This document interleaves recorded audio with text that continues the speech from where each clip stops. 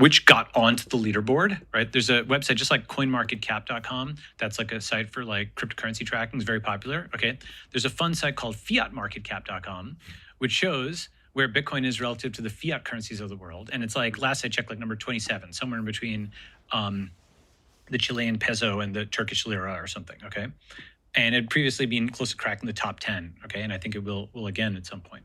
So we know that you can have a currency out of nowhere that ranks with the fiat currencies of the world. Could you have a country out of nowhere that ranks with the countries of the world? So this is maybe the fastest way. You probably should have said this at the very beginning. If you go to the network state in one image, okay, that kind of summarizes what a network state looks like in a visual, just one single visual. And the visual is of a dashboard.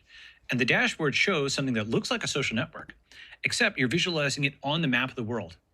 And it's got network nodes all over the place, 100 people here, 1,000 people there. They're all connected together. The total population of the people in this social network is about 1 million people. So 1.7 million people in this example.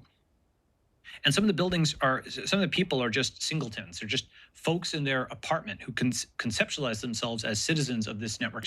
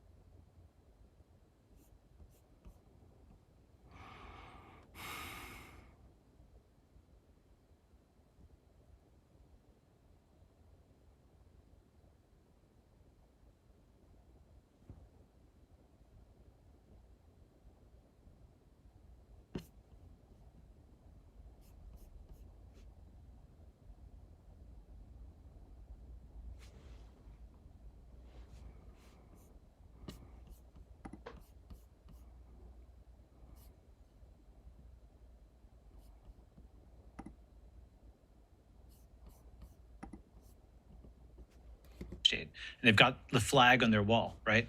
And the digital passport on their phone along with the digital currency. Others are groups of hundreds or thousands or even tens of thousands of people that have all taken over a neighborhood, just like Chinatowns exist, right? Just like, intentional communities existed. They just basically, go and crowdfund land together, right? And these are all networked together, just like the islands of Indonesia are separated by ocean. These are islands of this network state that are separated by internet. Okay, so they conceptualize themselves as something. And at the very top of the dashboard, there's something very important, which is the population, annual income, and real estate footprint of this network state. So population we already discussed. You can build an online social network. We know you can build something which has a population that's bigger than these 100,000 or million person countries. One of the new things, contributions the network state has, is say that you can not just exceed it in population, you can exceed it in real estate footprint. Mm-hmm. Because one way of thinking about it is, I don't exactly know the numbers on foreign ownership in Estonia, but let's say to first order, the million something Estonians own and could afford Estonia. Mm-hmm. Okay, 1 million people could buy a territory that is the size of Estonia, right? That's probably true to first order. There might be some overseas ownership, but it's probably true, okay? You probably find a country for which that's true. What that means is 1 million people digitally could buy distributed territory that is probably greater than or equal to the size of Estonia. Especially if they're buying like desert territory or stuff like that, which means now you have a digital country that is ranking not just in people, not just in real estate footprint, so it's also in real estate footprint with the countries of the world. So you start ranking and you're bigger than these UN listed countries in your population and your real estate footprint. And the third is income, okay? You can prove on chain that you have a income for the digital population that is above a certain amount, right? Mm-hmm. This is what I call the census of the network state. And it's actually such a crucial component that I have it in, the essay, the network state in 1,000 words.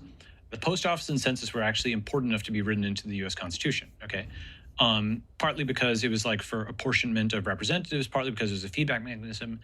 And so that census was done every 10 years and it's provided a crucial snapshot of the US for the last several hundred years, okay?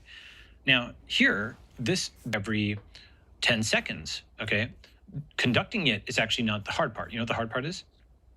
Proving it. Because how will the world believe that you actually have 100,000 people spread across countries? Couldn't they all be bots? Could they be AIs? Proof of human, proof of income, and also proof of real estate start to actually rise dramatically in importance because you're saying we're going to rank this digital state on the leaderboard of the fiat states. Okay, and so that means that people will start to, at first they'll just laugh at it. Once you start claiming you have 10,000 citizens, people are going to start poking and be like, is that real? Prove that it's real, okay? So I have a whole talk on this, actually, I'm giving at this Chainlink conference, but essentially, how do you prove this, right? The short answer is crypto oracles plus auditing. The somewhat longer answer is you put these assertions on chain, these proof of human, these proof of real estate, et cetera, assertions on chain, okay? And there's people who are writing to the blockchain and they are digitally signing their assertions. Now, of course, simply just putting something on chain doesn't make it true. It just says you can prove not that what is written on chain is true, but that the metadata is true. You can show who wrote it via their digital signature, what they wrote, their hash, and when they wrote it, their timestamp. So you can establish those things, a metadata of who, what, and when was written. Who's the who in that picture? So, for example, how do you know it's one human? Great question. So let's say you've bought a bunch of your piece of territory from Blackstone, okay? As a function of that, Blackstone.eth signs an on-chain receipt that says this LexFriedman.eth bought this piece of property from us, and it has, it's 1,000 square meters, and this is put on chain. They sign it, okay? That's their digital receipt. Just like you might get an email receipt when you buy a piece of property or something, okay? It's just put not online, but on chain. And it's signed by Blackstone or whatever real estate vendor you buy it from. It could be a company, it could obviously be an individual, right? And so you have a bunch of these assertions. Let's say there's 47 different real estate vendors. I know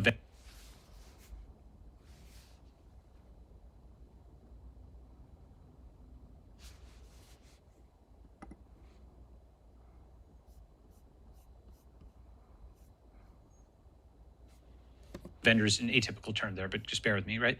47 different real estate sellers that you've bought all of your territory from. Each of them put digital signatures that are asserting that a certain amount of real estate was bought, and its square meters, its location, or whatever else they want to prove. The sum of all that is now your real estate footprint, okay? And now the question is, was that real? Well, because they signed what they put on chain, you can do things like you can audit. Let's say Blackstone has signed 500,000 properties and they've sold them and put them on chain. And I'm not talking about 2022 or 2023, but 2030, right? It'll be a few years out, but people are doing this type of stuff. They're putting this stuff on chain. So you get that on-chain receipt. They've got 500,000 of these. What you can do is just sampling, okay? You pick a subset N of them, let's say 500 properties around the world. You go there. You actually go and independently look at what the square footprint is. And then from that, you can see what was the actual, your measurement, versus their reported. And then you can, via statistical inference, extrapolate that if they were randomly selected to the rest of the properties and get a reliability score for Blackstone's reporting of its real estate square footage. Who does so that's the auditing step. That's the auditing step. So the crypto oracle is the auditable on-chain, what did you say, assertions? That's right. Yeah, about like who bought stuff with who. I still have to get to the proof of human, but auditing, there's a bunch of people randomly checking that you're not full of shit. That's right. So okay, who is in charge of the auditing though? So it could be a big four, like PwC and basically the accountants that do corporate balance sheet and cash flow and who keeps them in check from corruption? I'm just imagining a world full of network states. Yeah, it's a good question. So, at a certain point you get to who watches the watchers, right? Or the government itself is corrupt in many ways and prints all this money and seizes all of these assets and surveils everybody and so on and so forth. So, the answer to your question is going to be probably exit, in the sense that if those accountants, they are themselves going to digitally sign a report and put it on chain. Okay, so they're going to say, we believe that X, Y, and Z's reports are on chain were this reliable, and here's our study. If they falsify that, well, if somebody finds that eventually, then that person is downweighted, then you have to go to another accountant, right? Is there ways to mess with this? I mean, let me breathe in and out. As I mentioned, some of the heaviest shit I've ever read. So because I visited Ukraine, I've read Red Famine by Anne Applebaum, Bloodlands. Yep. And it's just a lot of coverage of the census. I mean, there's a lot of coverage of a lot of things, but in Ukraine in the 1930s, Stalin messed a lot with the census to hide the fact that sort of a lot of people died from starvation. And did that with the cooperation of Arthur G. Sulzberger's New York Times Company. Like Walter Duranty falsified all those reports. There's several parties involved. Can there be several parties involved in this case that manipulate the truth as it is represented by the crypto oracle and as it is checked by the auditing mechanism? It is possible, but the more parties are involved in falsifying something, the more defections there are. So that's why you basically have, another level of auditing, is fundamentally the answer, right? And really, I think what it comes back to is if you're showing your work, right?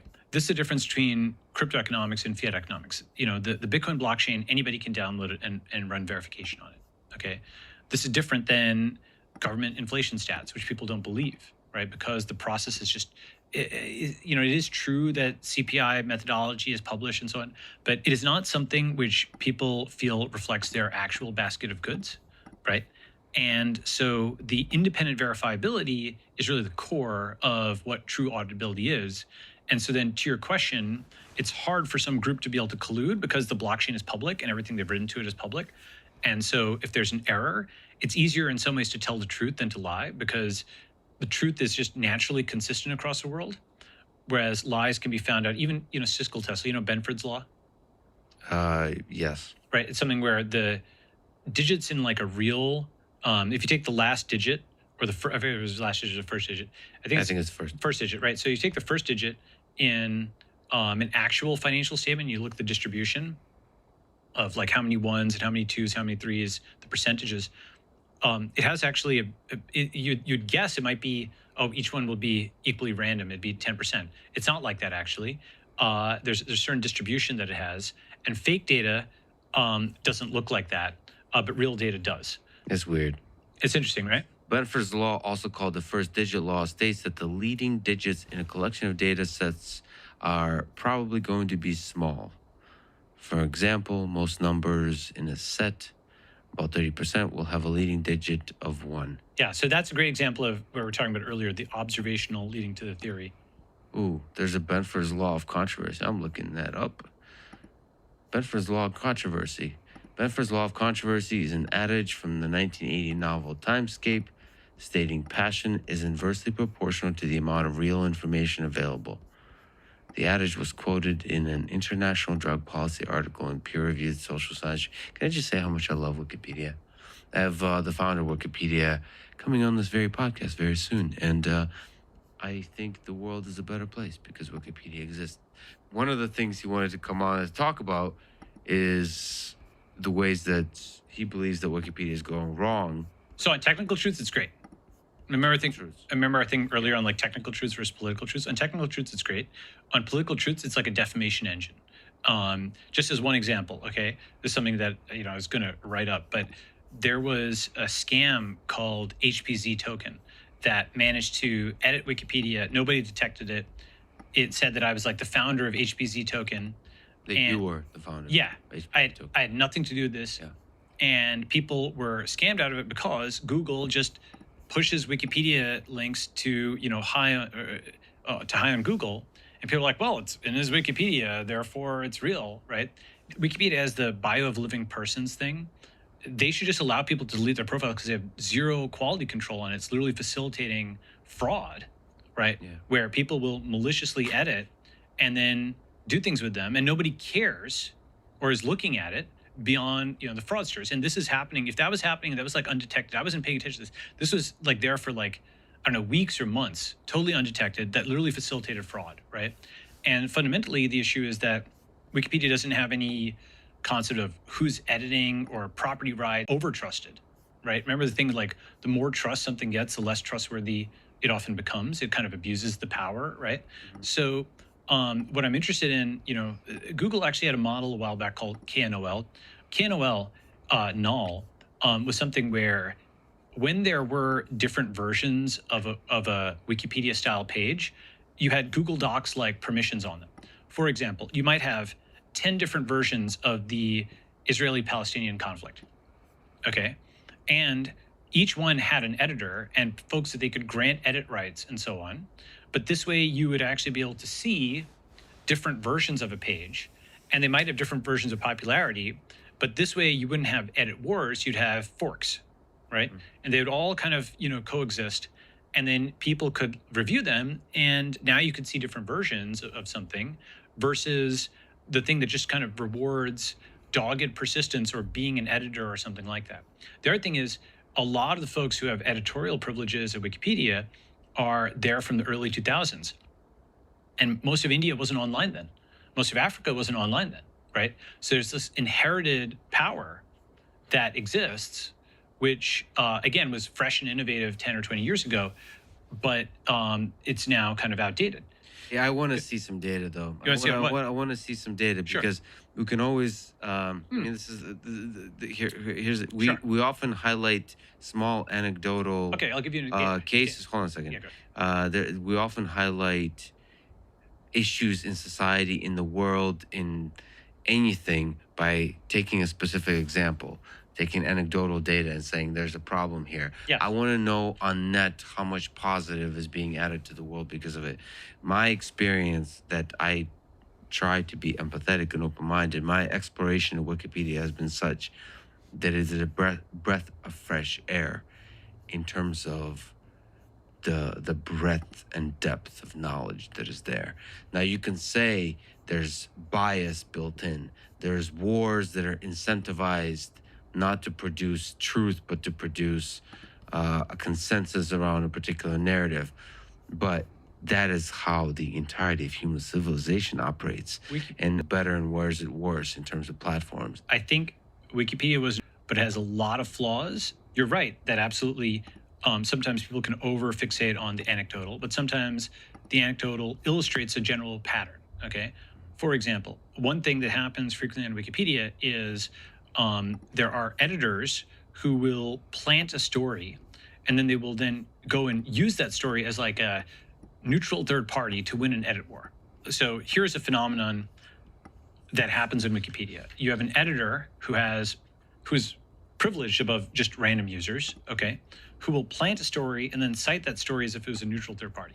So there's a site called Wikipediocracy, okay, and it discusses the case of a person named Peppermint who had a name that they didn't want included, their so-called dead name, on their Wikipedia profile.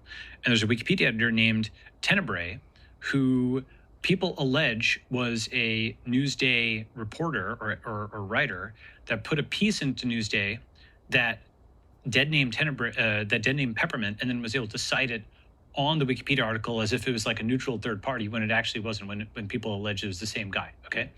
Now, that is not an uncommon thing. That's what I want data on. Okay, I know. How many articles? I'm not. Who's auditing Wikipedia? I'm Dan. Who are the editors? Like, who's actually writing this stuff? It is actually something where, again, on technical topics, I think it's pretty good.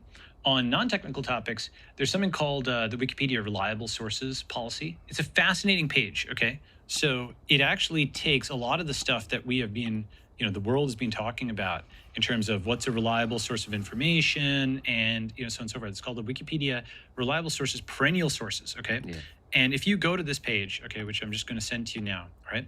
Yeah. You will literally see every media outlet in the world, and they're colored gray, green, yellow, or red, okay? And so red is like untrustworthy, green is trustworthy, yellow is like neutral, okay? Now, this puts the tweets in the mainstream article, and only then can it be cited in Wikipedia. By the way, to push back, read. Oh, well, if you are an editor, then you can get... But you can use the rules, and you can, because there's a lot of contradictions within the rules, you can use them to, in the ways you said, to achieve the ends you want. It really boils down to the incentives, an incredible amount of good editing and aggregation of good knowledge. Now, as you said, that seems to work much better for technical things over which there's not a significant division. Some of that has to do less with the rules and more with the human beings involved. Well, but here's the thing is, so first, let me take this, I should finish off this point of reliable source, perennial sources, right? So if you go to this, you'll see that Al Jazeera is marked green. But let's say the Cato Institute is marked yellow, right? The Nation is marked green. Oh, shit. Oh, snap. Okay. Why? Okay, sure, yes. Right? The Nation is marked green, but National Review is marked yellow, okay? You could probably go and so what's good about this is make it marked as green, and I'm pretty sure you're going to find some kind of partisan polarization that comes out of it, right? Number one. Number two is once something gets marked as being yellow or red, then all links and all references to it are pulled out. For example, CoinDesk, okay, was marked as being like, what was yellow? It here? I think it's marked as red. CoinDesk, which is actually like... I get a lot of useful information from CoinDesk. That's right, but it's marked as red. Why? Because there's some Wikipedia editors who hate cryptocurrency.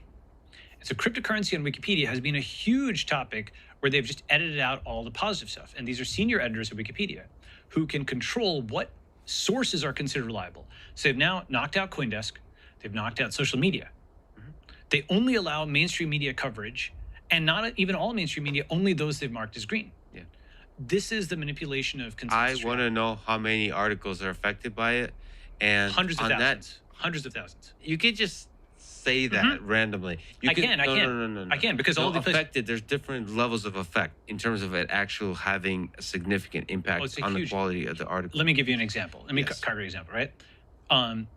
The fact that people cannot cite direct quotes on social media, but can only cite the rehash of those quotes in a mainstream media outlet, and not just any mainstream media outlet, but those that are colored green on the Wikipedia Reliable Perennial Sources Policy, is a structural shift on every single article to make Wikipedia align with U.S. mainstream media corporations, right? I am, as often, playing devil's advocate to counter a a point so that the disagreement reveals some profound wisdom. That's what I'm doing here. But also in that task here, I'm trying to understand exactly how much harm is created by the bias within the team of editors that we're discussing, and how much of Wikipedia is technical knowledge. For example, the Russian invasion of Ukraine. Mm-hmm. The Wikipedia article I've seen there, now that changes very aggressively, a lot. And I hear from every side on this, but it did not seem biased to me. Here's Like, as compared to mainstream media in the United States. So now I'm going to sound extremely woke. Yeah. Okay. If you go and look at this, all right, Times of India is yellow, but Mother Jones, Jacobin, okay, they are green, right? So a niche, mostly white, Western, like partisan left outlet is marked green, but a billion people, like the Times of India is marked yellow, right? That's a structural bias towards Western media outlets and Western editors when much of the rest of the world hadn't gone online or whatever. I would just love to see, in terms of the actual article, what ideas are being censored, altered, shifted. Okay. I would love, I just think it's an open, I'm not so the edit logs are there. The edit logs are public. Yeah, okay? So here's a way. It'd be fascinating. Yeah, is there a way to explore the ways that narratives are shifted because of? Sure. So a very simple one is if you were to pull all the edit logs of Wikipedia, you could see how many times are social media links disallowed. Okay. Like, first of all, think about it like this. How many, just the fact that social media is not allowed to like be cited on Wikipedia or inconsistently. You think allowed. That's a problem? It's a huge problem. Like you can't cite, let's say, Jeff Bezos' own tweet. You have to cite some random media corporation. But here's the thing, and sorry if I'm interrupting. Please. Hopefully I'm adding to it. I think they're trying to create friction as to the sources used, because if you can use social media, then you can use basically bots to create a bunch of sources, right? And then that you can almost automate the editor war, right? Like, here's the thing: is basically Wikipedia initially, said, "Oh, we'll only cite mainstream media as a way of boosting its credibility in the early 2000s." Okay, when its credibility was low. Now it's sort of become merged with the U.S. establishment, and it only cites these things whose trust. Have you seen the graphs on trust in mainstream media? Like, it's plummeted. It's down to like 10% or something like that, right? So the most trusted sources for Wikipedia are untrusted by the population. Yeah, true. That feels like it's a fixable technological problem. I think I'm underinformed, and my gut says we're both together underinformed to do a rigorous 3 to 4 hour discussion about Wikipedia. Okay, hold on a second. Okay. I think I have a gut sort of developed feeling about which articles not to trust on Wikipedia. I think I need to make that explicit also. I have a kind of an understanding that you don't go to Wikipedia for this particular topic. Like, don't go to Wikipedia for an article on Donald Trump or Joe Biden. There's going to be, if I did, I would go to maybe sections that don't have room for insertion of bias, or like the section on controversy or accusations of racism or so on, or sexual assault. I'll usually not trust Wikipedia on those sections. Like math, that'll be great, right? Wikipedia is great for that. On many topics that do not have a single consensus truth, it's structurally shifted towards basically white Western liberals, woke whites, right? Fundamentally, that's a demographic of the Wikipedia editor. What kind of articles do you think are affected by this? Let's like think about like everything that's not math and technology. I think that's too strong a statement. So we can.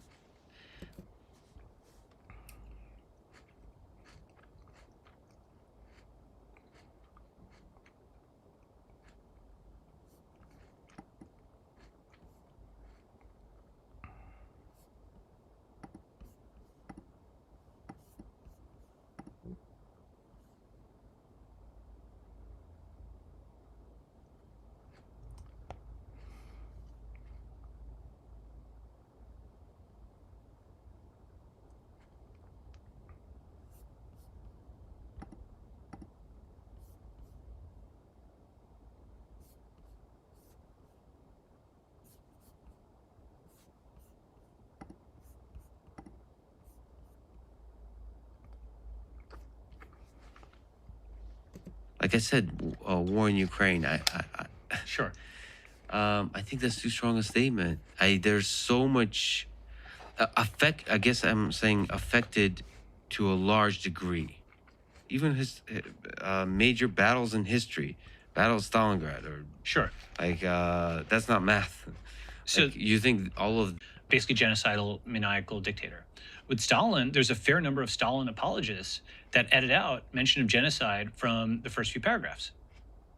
I am playing devil's advocate in part, but I also am too underinformed to do the level of defense I would like to provide for the wisdom that is there, saying, which is, don't trust anything written on Wikipedia.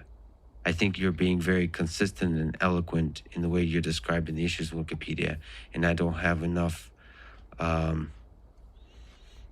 actual specific examples to give where there is some like still battle for truth that's happening that's outside of the bias of society.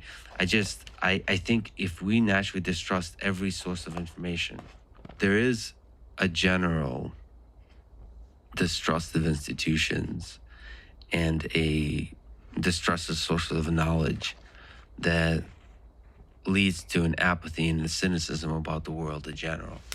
If you believe a lot of conspiracy theories, you basically tune out from this collective journey that we're on towards the truth. And that's like, if it's not even just Wikipedia. I just think Wikipedia was, at least for a time, and maybe I tuned out, maybe because I am too focused on computer science and engineering and mathematics. But to me, Wikipedia for a long time was a source of calm escape from the political battles of ideology.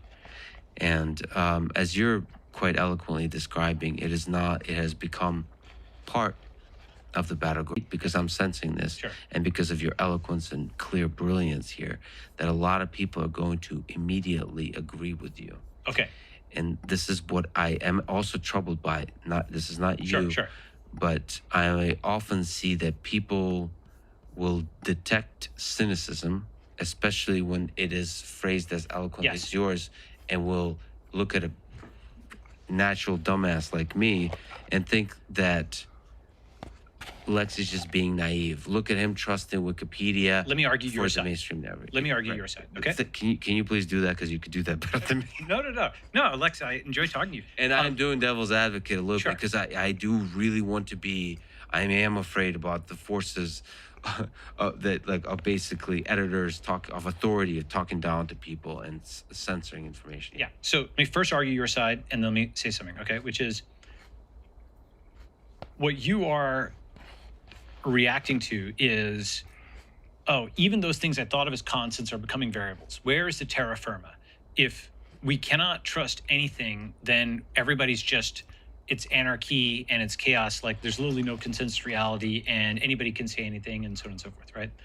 And I think that there's two possible deviations from, let's say that the mainstream, obviously people talk about like QAnon, for example, as like this kind of thing where people just make things up. They just go totally, quote, supply chain independent from mainstream media. And if mainstream media is a distorted gossamer of quasi-truth, these guys go to just total fiction as opposed to like, right? The alternative to QAnon is not BlueAnon, mainstream media, but Satoshi-anon, okay? Which is an upward deviation, okay? Not a downward deviation to say there is no such thing as truth, but rather the upward deviation is decentralized cryptographic truth, not centralized corporate or government truth. Okay. So how does the decentralization of Wikipedia look like? Great question. It's this concept of the ledger of record. First, whether you're Israeli or Palestinian, Japanese or Chinese, Democrat or Republican, and what that means is that is a mechanism for getting literally consensus. It's called consensus, cryptographic consensus, proof of work. And when people can get consensus on this, what they're getting consensus on are basically bytes that determine the adversarial environment, right? So the first generalization of that is it says you can go from bytes that reflect by induction, you can go to consensus on n bytes, depending on the cost of getting that consensus, right? And almost anything digital can be represented, or everything digital can be represented as bytes, right? So now you can get consensus on certain kinds of digital information Bitcoin, but then also any kind of financial instrument. And then the next generalization is what I call the ledger of record. Many kinds of facts can be put partially or completely on chain. It's not just proof of work and proof of stake. There's things like proof of location, proof of human, proof of this, proof of that. The auditable oracles I talked about extend it further. Lots and lots of people are working on this, right? Proof of solvency, seeing that some actor has enough of a bank balance to accommodate what they say they accommodate. You can imagine many kinds of digital assertions can be turned into proof of X and proof of Y. You start putting those on chain, you now have a library of partially or completely provable facts, okay? This is how you get consensus, as opposed to having a white Western Wikipedia editor or mostly white Western US media corporation or the US government simply say what is true in a centralized fashion. So, do you think truth is such an easy thing as you get to higher and higher questions of politics? Is the problem that the consensus mechanism is being hacked, or is the problem that truth is a difficult thing to figure out? Was the 2020 election rigged or not? Is the earth flat or not? That's a scientific one. That's what it's just. Like technical versus political truth spectrum, yeah. But even the earth, like, well, that social phenomena, political phenomena, philosophical one, that will have a lot of debates, historical stuff about the different forces operating within Nazi Germany and Stalinist Soviet Union. I think there's probably a lot of the historians debate about a lot of stuff, like Blitz, the book that talks about the influence of drugs in the Third Reich, right? And were they on meth or something? Yeah, there's a lot of debates about what is the significance of meth on the actual behavior and decisions of Hitler and so on. So there's still a lot of debates. Is it so easy to fix with decentralization, I guess is the question. So I actually have, like, basically chapter 2 of the Network State book is on essentially this topic. And so it's like 70 pages or something like that. So let me try to summarize what I think about on this. The first is that there was an Onion article that came out. I can't find it now anymore, but it was about historians in the year 3000 writing about the late 90s and early 2000s. And they're like, clearly Queen Brittany was a very powerful monarch. We can see how many girls around the world worshipped her like a god.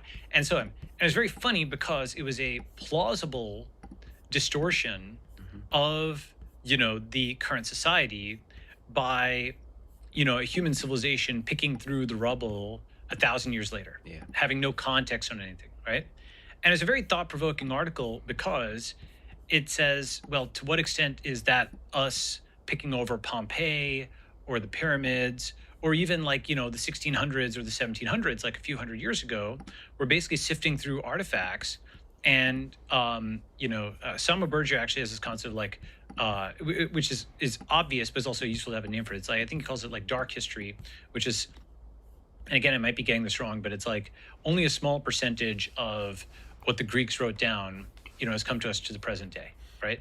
So perhaps it's not just the winners who write history, it's like the surviving records. We have this extremely partial, fragmentary record of history. And sometimes there's some discovery that rewrites the whole thing. Do you know what like Göbekli Tepe is? Everything I know about that is from Rogan, because he's a huge fan of that kind of stuff. Yeah, so that like rewrites. And then there's a lot of debates there. There's a lot of debates. So basically, it's like the discovery of this site in northern Turkey that totally shifts our estimate of like when civilization started, maybe pushing it back many thousands of years further in the past, right? The past, it's like an inverse problem in physics, right? We're trying to reconstruct this from limited information, right? It's like X-ray crystallography. It's an inverse problem, right? It's Plato's cave. We're trying to reconstruct what the world looks like outside from these shadows, these fragments that have been given to us, right? Or that we've found.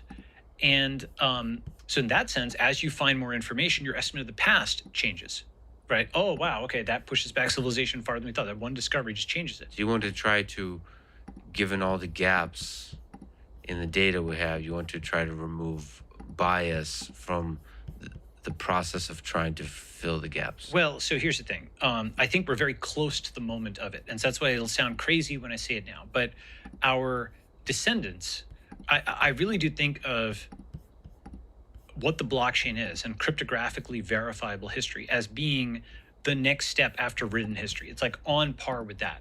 Because anybody who has the record, the math is not going to change, right? Math is constant across human time and space, right?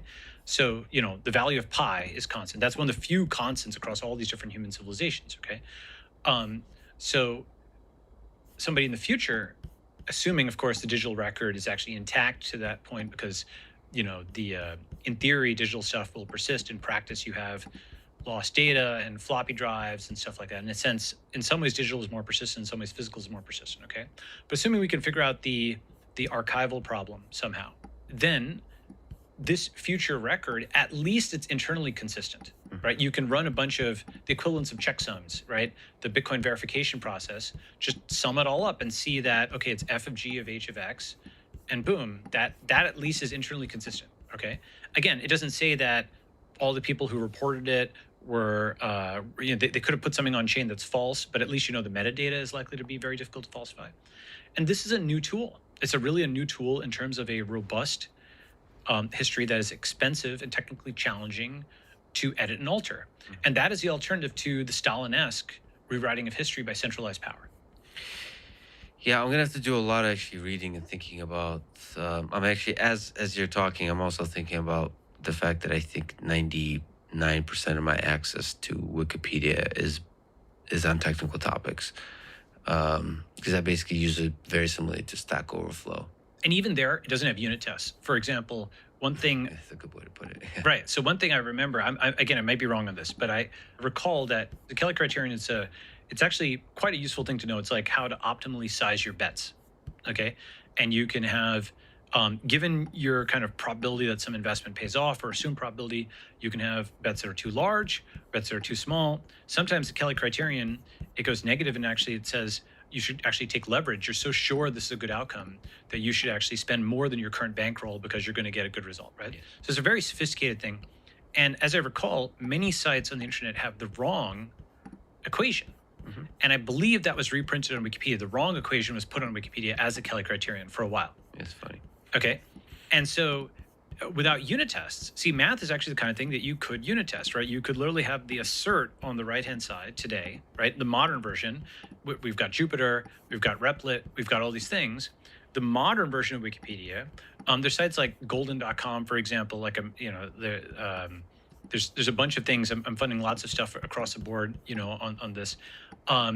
And, I'm not capitalizing these companies or capitalize independently, but I'm trying to see if, not just talk about a better version. It's hard to build something better, so actually go and build it. And what you want is assertions that are actually reproduced. You don't just have the equation there. You have it written down in code. That I think is interesting about Wikipedia on the technical side is that without the unit tests, without the assertions, it still often does an incredible job, because the reason it's the people that write those articles, and I've seen this also in Stack Overflow, are the people that care about this most. And there's a pride to getting it right. Okay, so let me agree and disagree with that, right? So absolutely, there's some good there. There's, again, do I think Wikipedia is a huge step up from what preceded it in some ways on the technical topics? Yes. However, you talk about the editing environment, right? Like the markup for Wikipedia, it's very, mid 2000s, right? Yeah. It is not. It's like Craigslist. Yeah, exactly. At a minimum, for example, it's not WYSIWYG, right? So like Medium or something like that, or Ghost, you can just go in and type, and it looks exactly like it looks on the page. Here, you have to go to a markup language where there can be editor conflicts, and you hit enter, and someone is overridden your edit or something like that, and you don't know how it looks on the page, and you might have to do a few, previews or what have you. So number one. So editing, you talk about bearish editing. That's the thing. Number two is, given that it might be read 1,000 times for every one time it's written, it is important to actually have the mathematical things unit tested, if they can be, given that we've got modern technology. And that's something that's hard to retrofit into this because it's so kind of ossified, right?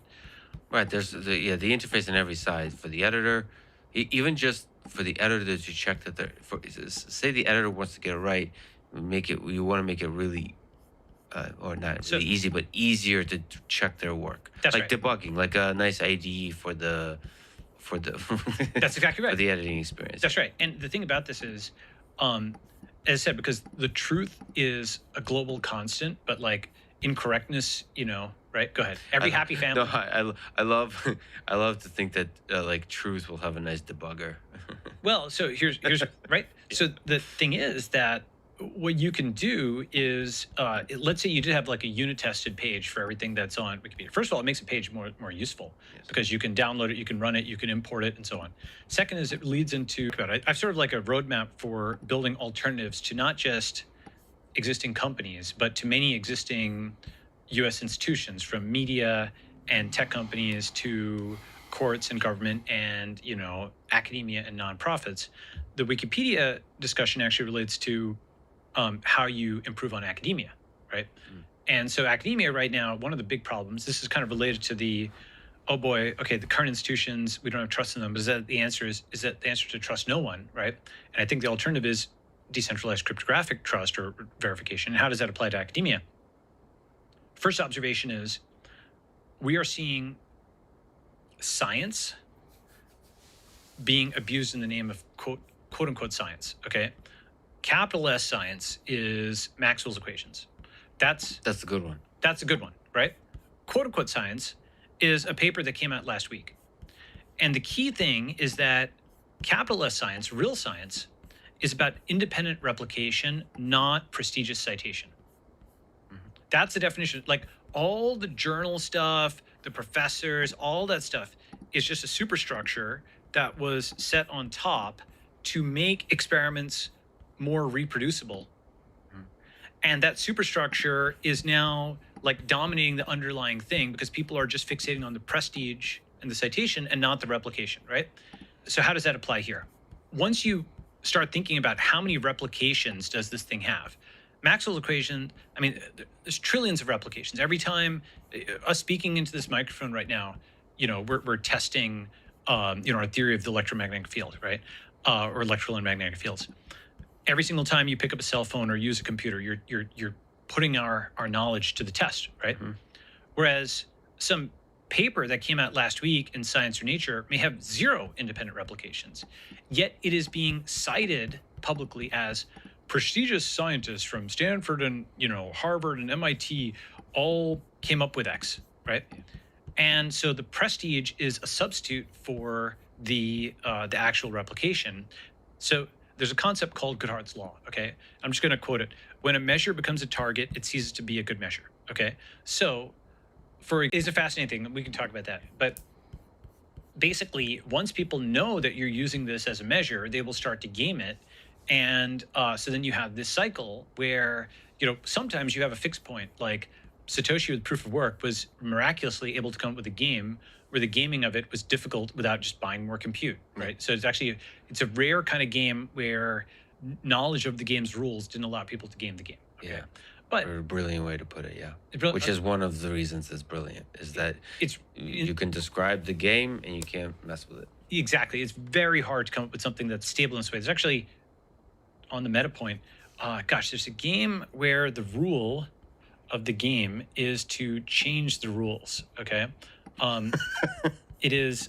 You mean human civilization or what? Yeah. It is called something. Nomic.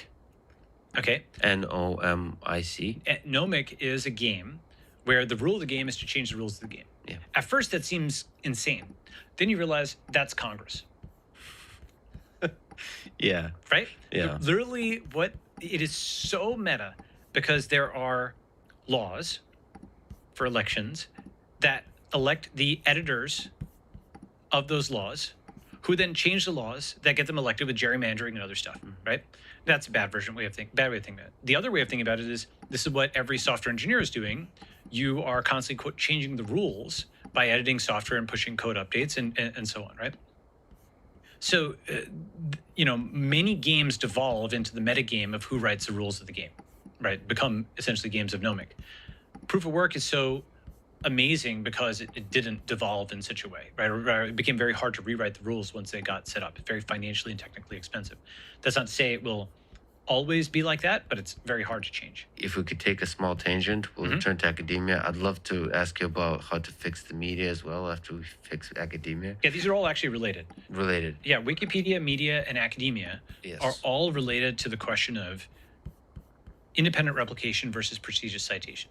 Sure. So the problem is authority and prestige as you see it from academia and the media and Wikipedia with the editors. We have to have a mechanism where sort of the data and the reproducibility is what dominates the discourse. That's right. And so one way of thinking about this is, I've said this in I think I tweeted this or something, but Western civilization actually has a break classification emergency button. It's called decentralization, right? Martin Luther hit it when the Catholic Church was too ossified and centralized, decentralized with the Protestant Reformation. Okay, he said, at the time, people were able to pay for indulgences, like that is to say, they could sin. They could say, okay, I sinned 5 times yesterday. Here's the equivalent of $50. Okay, I'm done with my sin. I can go and sin some more. Okay, they should really buy their way out of sin. Okay, now people debate as to how frequent those indulgences were, but these are one of the things he inveighed against in the 95 Theses. So decentralization, boom, break away from this ossified church, start something new, right? And in theory, the quote religious wars of the 1600s that ensued were about things like where the wafer was the body of Christ or what have you, but in part they were also about power and whether the centralized entity would write all the rules or the decentralized one would. And so what happened was, obviously Catholicism still exists, but Protestantism also exists, okay? And similarly, here you've got this ossified central institution where, forget about, there's complicated studies that are difficult to summarize, but when you have the science saying masks don't work and then they do, okay, which everybody saw.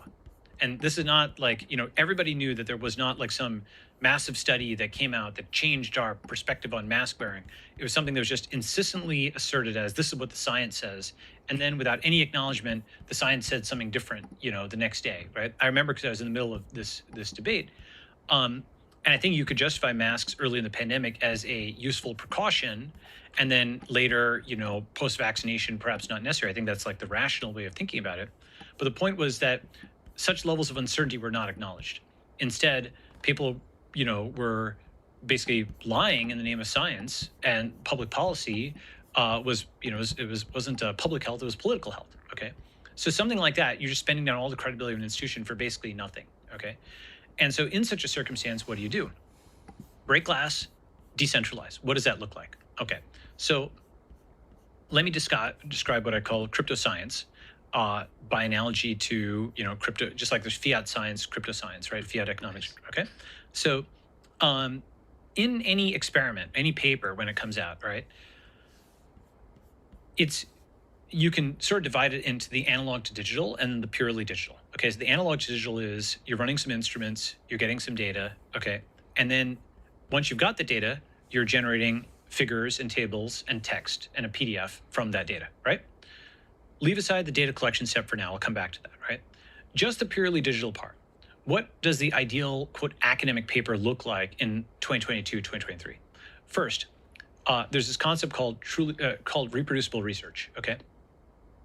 Reproducible research is the idea that the PDF should be regenerated from the data and code. Okay, so you should be able to hit enter and regenerate it. Mm-hmm. Why is this really important as a concept? John Clairbout and David Donahoe at Stanford 20 years ago pioneered this in stats because the text alone often doesn't describe every parameter that goes into a figure or something, right? You kind of sometimes just need to look at the code and then it's easy. And without that, it's hard, okay? So reproducible research means you regenerate the PDF from the code and the data. You hit enter, okay? Now, one issue is that many papers out there, science, nature, et cetera, are not reproducible research. Moreover, the data isn't even public. Moreover, sometimes the paper isn't even public. Mm-hmm. The open access movement has been fighting this for the last 20-something years. There's various levels of this, like green and gold, open access, okay?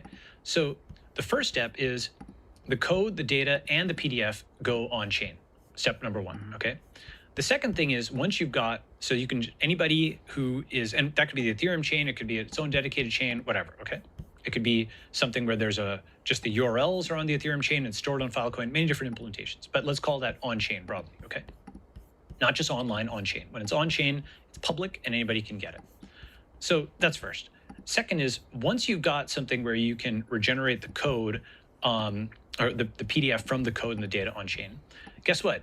You can have citations between two papers turn into import statements. Yeah, that's funny. That's cool, right? Very So cool. now you're not just getting composable finance, like DeFi, where you have like one interest rate calculator calling another.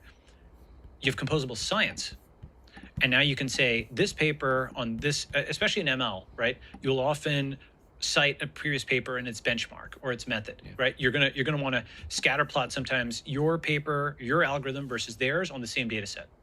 That is facilitated if their entire paper is reproducible research that is generated. You can just literally import that Python, and then you can generate your figure off of it, right? Moreover, think about how that aids reproducibility, because you don't have to reproduce in the literal sense every single snippet of code that they did. You can literally use their code, import it, okay? People start compounding on each other. It's better science, okay? Now, I talked about this, but actually there's a few folks who have been actually building this.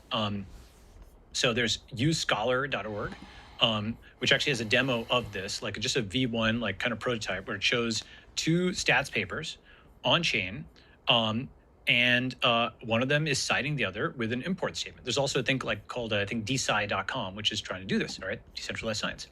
So this itself changes how we think about papers. And actually, by the way, the inspiration for PageRank was actually citations. It was like the impact factor out of academia. That's where Larry Page and Sergey Brin got the concept out of, right? Mm-hmm. So now you've got a web of citations that are import statements on chain. In theory, you could track back a paper all the way back to its antecedents. Okay, so if it's citing something, you can now look it up and look it up and look it up. And a surprising number of papers actually, their antecedents don't terminate, or the original source says something different, or it just kind of got garbled like a telephone game.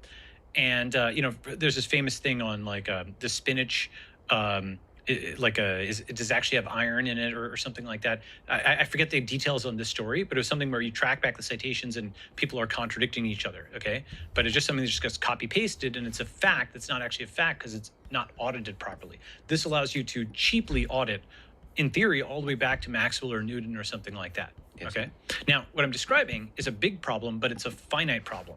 It's essentially taking all the important papers and putting them on chain. It's about the scale of, let's say, Wikipedia. Okay, so it's like, I don't know, a few 100,000, a few million papers. I don't know the exact number, but it'll be at that level. Okay, so now you've got number one, these things that are on chain. Okay, number two, you've turned citations into import statements. Number three, anybody can now, at a minimum, download that code. And while they may not have the instruments, and I'll come back to that point, while they may not have the instruments, they can do internal checks, the Benford's Law stuff we were just talking about. You can internally check the consistency of these tables and graphs, and often you'll find fraud or things that don't add up that way because all the code and the data is there, right? And now you've made it so that anybody in Brazil, in India, in Nigeria, they may not have an academic, library access, so but they can get into this. All right. Now, how do you fund all of this? Well, good thing is crypto actually allows tools for that as well. Andrew Huberman and others have started doing things like with NFTs to fund their lab. I can talk about the funding aspect. There's things like researchhub.com, which are trying to issue tokens for labs. But a lab isn't that expensive to fund. Maybe it's a few 100,000, a few million a year, depending on where. Yeah, right now. Should I stop or mute or something? I think I can mute it. Well, can they hear that? Yeah. So yeah, there's definitely a microphone there. They can definitely hear me. So I have, so you see when I talk, it goes up right there, audio input. So I guess I can mute the mic.